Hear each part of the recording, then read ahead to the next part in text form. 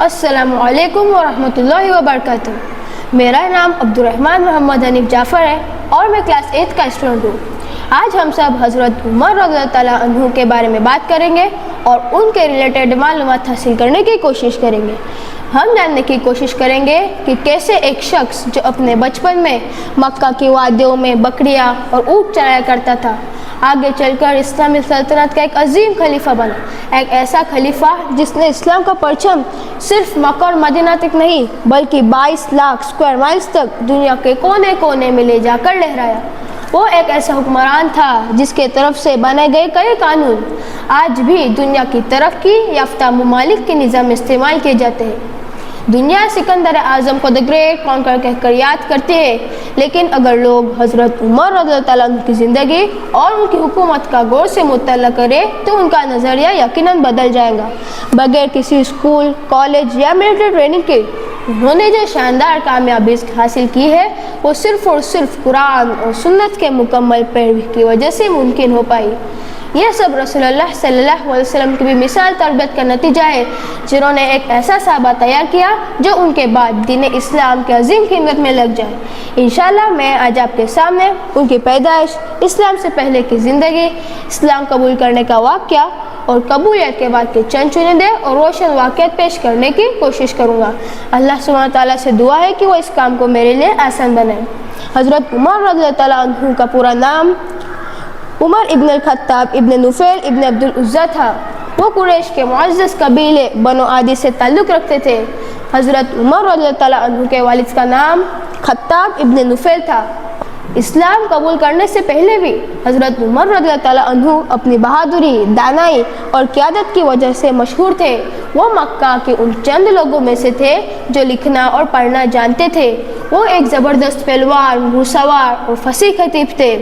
مکہ انہیں مختلف معاملات میں اپنا سفیر بنا کر بھیجتے، مگر یہی وہ عمر رضی اللہ تعالیٰ عنہ ہے جنہوں نے اسلام قبول کرنے سے پہلے اسلام کی بہت مخالفت کی۔ شروعات کے دنوں مسلمان بہت کمزور تھے، تھوڑے سے تھے، اس لیے ان کو ستایا گیا، تکلیف دی گئی، مارا گیا۔ ان دنوں رسول اللہ صلی اللہ علیہ وسلم نے دعا کی تھی، یا اللہ اسلام کو عزت دے ابو جہل یا عمر ابن الخطاب کے ذریعے، اور اللہ نے حضرت عمر رضی اللہ تعالیٰ عنہ کو چنا۔ ایک دن حضرت عمر رضی اللہ تعالیٰ عنہ غصے میں تلوار اٹھائی اور ارادہ کیا نعوذ باللہ رسول اللہ صلی اللہ علیہ وسلم کو قتل کر کے لوٹیں گے۔ راستے میں ان کی ملاقات قریش کے ایک شخص نعیم بن عبداللہ سے ہوئی۔ نعیم نے حضرت عمر رضی اللہ تعالیٰ عنہ کو غصے میں دیکھا اور حیران ہو کر پوچھا، عمر کس طرف کا ارادہ ہے؟ حضرت عمر رضی اللہ تعالیٰ عنہ نے جواب دیا، رسول اللہ صلی اللہ علیہ وسلم کو قتل کرنے جا رہا ہوں۔ نعیم نے کہا، پہلے اپنے گھر کی خبر تو لو، تمہاری بہن فاطمہ اور اس کے شوہر سعید ابن زید نے تو پہلے اسلام قبول کر چکے۔ یہ سنتے ہی حضرت عمر رضی اللہ تعالیٰ عنہ کا غصہ اور بھڑک اٹھا۔ وہ سیدھا اپنی بہن فاطمہ کے گھر جا پہنچے، وہاں انہیں قرآن کی آیتیں پڑھتے ہوئے سنا اور پھر غصے میں آ کر اپنی بہن فاطمہ کو چوٹ بھی پہنچائے اور پھر ان سے کہا، کیا پڑھ رہے تھے، مجھے بھی سناؤ۔ پہلے تو بہن نے منع کیا، لیکن جب حضرت عمر رضی اللہ تعالیٰ عنہ کا غصہ کچھ کم ہوا تو انہوں نے سورہ طٰہٰ کی کچھ آیتیں پڑھی اور پھر وہ پل آیا جس نے حضرت عمر رضی اللہ تعالیٰ عنہ کی زندگی کو ہمیشہ کے لیے بدل دیا۔ جب انہوں نے آیتیں پڑھی، بسم اللہ، اننی اللہ لا الہ الا فاعبدنی واقم الصلاۃ لذکری، تو بے شک میں اللہ ہوں، میری سوا کوئی معبود نہیں، تو میری عبادت کرو اور میرے ذکر کے لیے نماز قائم کرو۔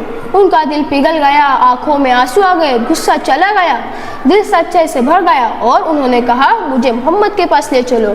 وہ دارالارقم گئے جہاں نبی اور صحابہ چھپکی چھپکی عبادت کرتے تھے۔ جیسے ہی وہ اندر گئے سب صحابہ گھبرا گئے، لیکن نبی خود آگے بڑھے اور ان کے سینے پر ہاتھ رکھا اور کہا، عمر کیا ابھی وقت نہیں آیا؟ اس روشنی کے لمحے میں حضرت عمر رضی اللہ تعالیٰ عنہ نے وہ الفاظ کہے جو تاریخ کا حصہ بن گئے، اشہد ان لا الہ الا اللہ واشہد ان محمد رسول اللہ، میں گواہی دیتا ہوں کہ اللہ کے سوا کوئی معبود نہیں اور میں گواہی دیتا ہوں کہ محمد صلی اللہ علیہ وسلم اللہ کے رسول ہیں۔ حضرت عمر رضی اللہ تعالیٰ عنہ کے اسلام لانے کے بعد اسلام کو قوت ملی۔ اس سے پہلے مسلمان چھپ کے عبادت کرتے تھے۔ حضرت عمر رضی اللہ تعالیٰ عنہ ایسے پہلے شخص تھے جنہوں نے اپنا اسلام کھلے عام اظہار کیا اور نبی کے ساتھ بیت اللہ تک چلے گئے۔ انہیں الفاروق کا لقب دیا گیا، یعنی حق اور باطل میں فرق کرنے والا۔ جو کل تک اسلام کے دشمن تھے آج اس کے سب سے بڑی حمایتی بن گئے۔ حضرت عمر رضی اللہ تعالیٰ عنہ کا یہ سفر اس وقت شروع ہوا جہاں سے اسلام نے نئے دور میں قدم رکھا، ایک ایسا دور جو دنیا کو ہلا دینے والا تھا۔ جزاکم اللہ خیرا۔ اب میں دعوت دیتا ہوں اسما کو جو حضرت عمر رضی اللہ تعالیٰ عنہ کے دور خلافت اور ان کی کامیابی کے بارے میں بتائیں گے۔ السلام علیکم ورحمۃ اللہ وبرکاتہ۔ تھینکس عبدالرحمن۔ میرا نام اسما اسماعیل مسکر ہے، میں کلاس 6 کی طالبہ ہوں۔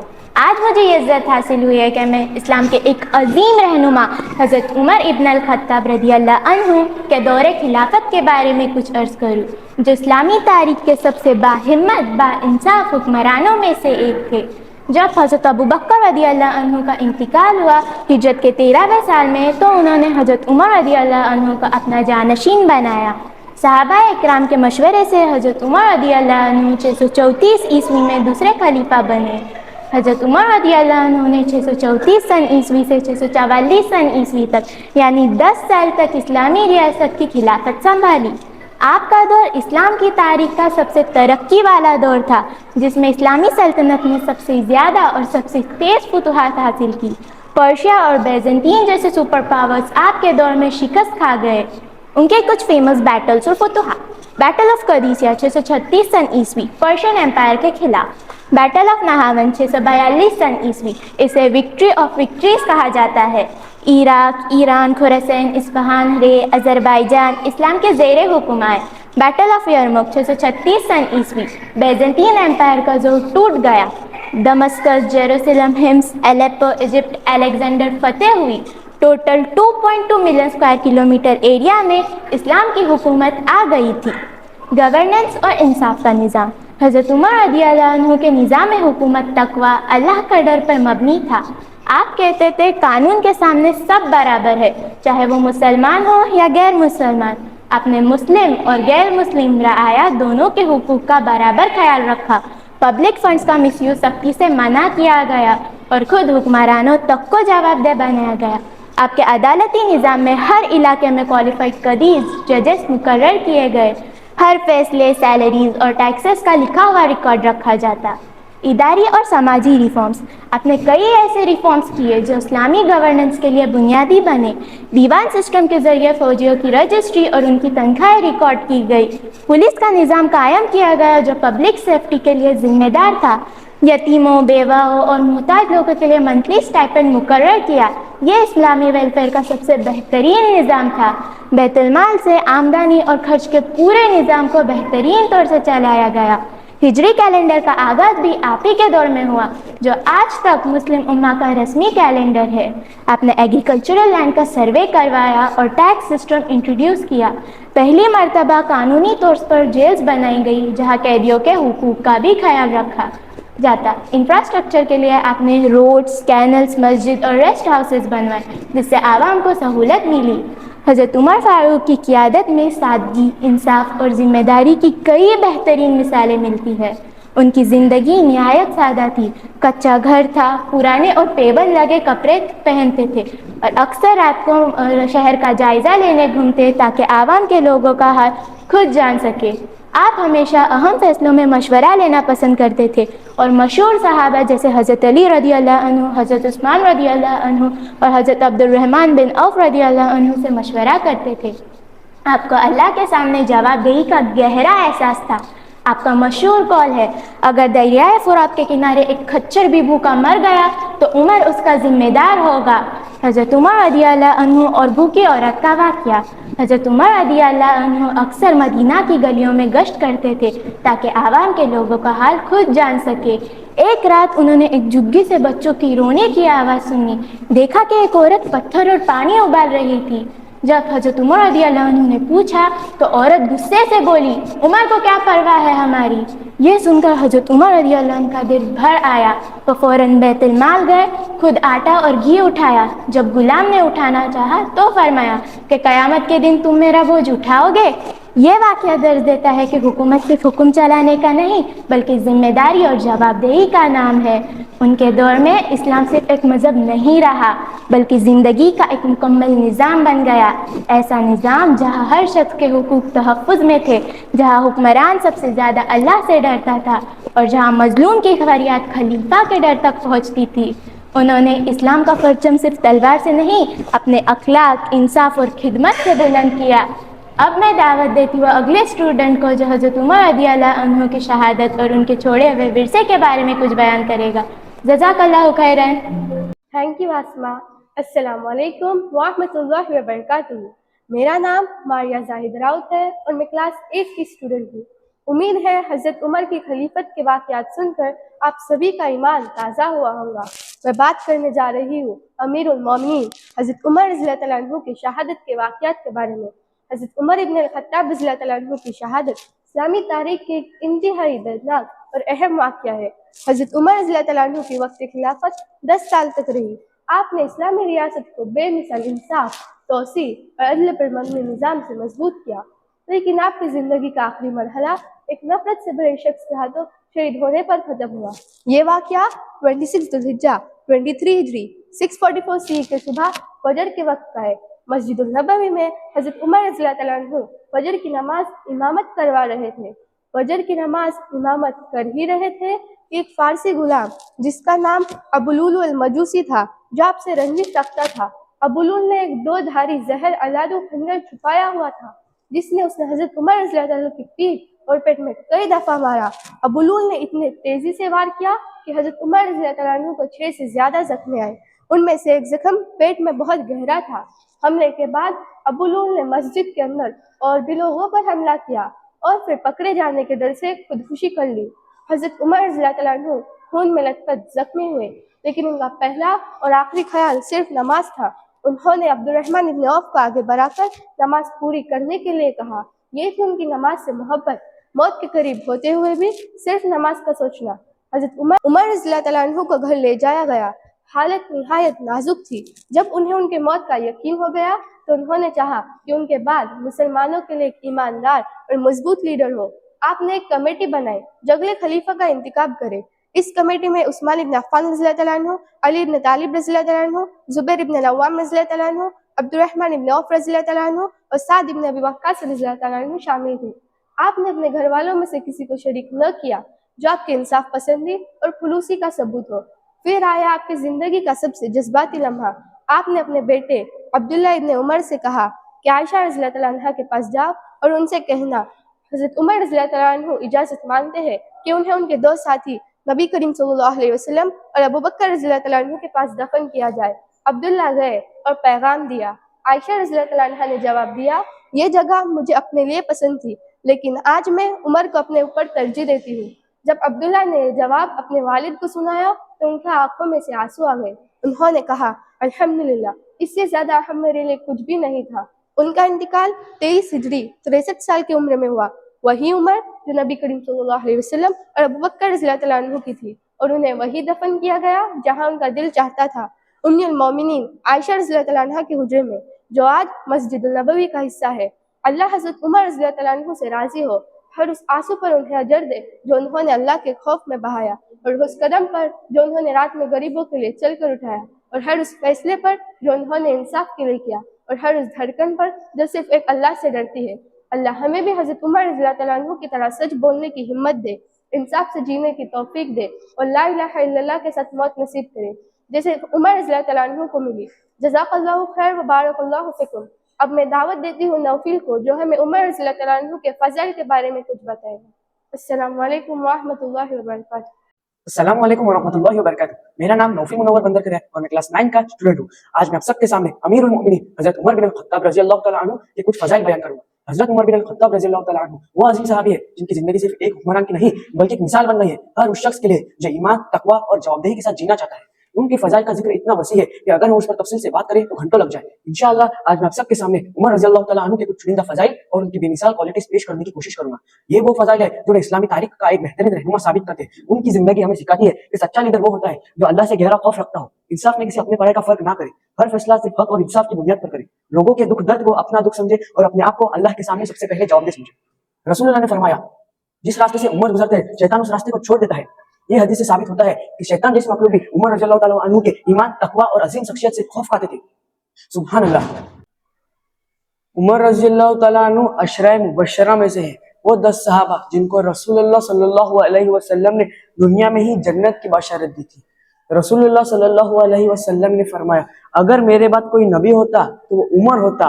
ये हदीस, ये मर्तबा किसी सहाबी को हासिल नहीं हुआ। ये हदीस उमर रज़ियल्लाहु ताला अन्हु के इल्म, हिकमत और नूर फिरासत की दलील है। कई मर्तबा ऐसा हुआ कि उमर रज़ियल्लाहु ताला अन्हु के राय के मुताबिक कुरान की आयत नाजिल हुई। मिसाल के तौर पर मकाम इब्राहिम को नमाज की जगह बनाना, हिजाब का हुक्म, बद्र के कैदियों के साथ क्या सुलूक हो। इस हदीस से साबित होता है कि उमर रज़ियल्लाहु ताला अन्हु की सोच कुरान के नूर से रोशन थी। उमर रज़ियल्लाहु ताला अन्हु पहले मुसलमान हुक्मरान थे जिन्हें अमीरुल मोमिनीन के लक़ब से पुकारा गया। उनका इंसाफ, उनका अदल का निज़ाम इतना बेहतरीन था कि आज भी दुनिया उसे फॉलो करती है। उमर रज़ियल्लाहु ताला अन्हु का लिबास सादा, गिज़ा आम लोगों जैसी थी। वो खुद खाना उठाते, मुसाफिरों की खिदमत करते। उमर रज़ियल्लाहु ताला अन्हु वाकई इस्लाम के एक मजबूत दीवार थे। उनका इंसाफ, उनका तवज्जो, उनका इल्म, उनका खौफ खुदा और सबसे बढ़कर जन्नत की बशारत, ये सब उनकी शान का इजहार है। उमर रज़ियल्लाहु ताला अन्हु के जिंदगी मुसलमानों के लिए एक मिसाल है। जो इंसाफ, तकवा और खिदमत सीखना चाहते हैं वो उमर रज़ियल्लाहु ताला अन्हु की जिंदगी को देखे। जज़ाकल्लाहु खैरन। Assalamu alaikum wa rahmatullahi wa barakatuh. My name is Zakia Irfan Bade and I am from standard 9th. Alhamdulillah, in the past few minutes, we have taken a beautiful journey through the life of Hazrat Umar Raziyallahu Ta'ala Anhu, the second Caliph of Islam and one of the most influential personalities in Islamic history. Hazrat Umar ibn al-Khattab Raziyallahu Ta'ala Anhu, the second Caliph of Islam, was among the Ashra Mubashra, the 10 companions promised Jannah and one of the greatest leaders in Islamic history. His personality combined courage, wisdom, justice and deep humility. Before Islam, he was respected among Quraysh for his intelligence, bravery and leadership. But he was a strong opponent of the new faith. Allah guided his heart and his acceptance of Islam became a source of strength for the Muslims. With his courage, they began worshipping openly and the enemies of Islam realized that the truth was spreading. As Khalif after Hazrat Abu Bakr Raziyallahu Ta'ala Anhu, he expanded the Islamic state to vast regions including Persia, Syria, Egypt and beyond. Under his rule, Islam became a global power, yet his leadership was marked not by pride but by service. He introduced many systems that are still admired today. The establishment of Baitul Mal, salaries for soldiers, stipends for widows and orphans, a justice system with appointed judges, a police force for public safety, and the regulation of markets to prevent injustice and cheating. His sense of justice was unmatched. He would patrol the streets at night to see the condition of his people, carrying food on his shoulder to feed the hungry. He once said, if a dog dies hungry on the banks of Euphrates, Umar will be responsible. This deep awareness of accountability before Allah guided every decision he made. Despite ruling over a huge empire, Hazrat Umar Raziyallahu Ta'ala Anhu lived with extreme simplicity. His clothes were patched, his food was plain, and he refused any luxury from treasury. He treated everyone equally, Arab or non-Arab, rich or poor, and his decisions were always in line with Quran and Sunnah. In the end, he was martyred while leading to the Fajr prayer in Masjid al-Nabawi. Even in his final moments, he was concerned about his duties and sought permission from Hazrat Aisha Raziyallahu Ta'ala Anha to be buried beside Prophet Muhammad Sallallahu Alaihi Wasallam and Hazrat Abu Bakr Raziyallahu Ta'ala, an honor that was granted to him. His life remains a guide for all the leaders and believers until the end of time. In summary, his life teaches us, first, to always stand for truth even when it is difficult. Second, to live simply no matter how high our status. And third, to always fear Allah in our decisions. Jazakallah khair for listening so patiently, and Assalamu alaikum wa rahmatullahi wa barakatuh.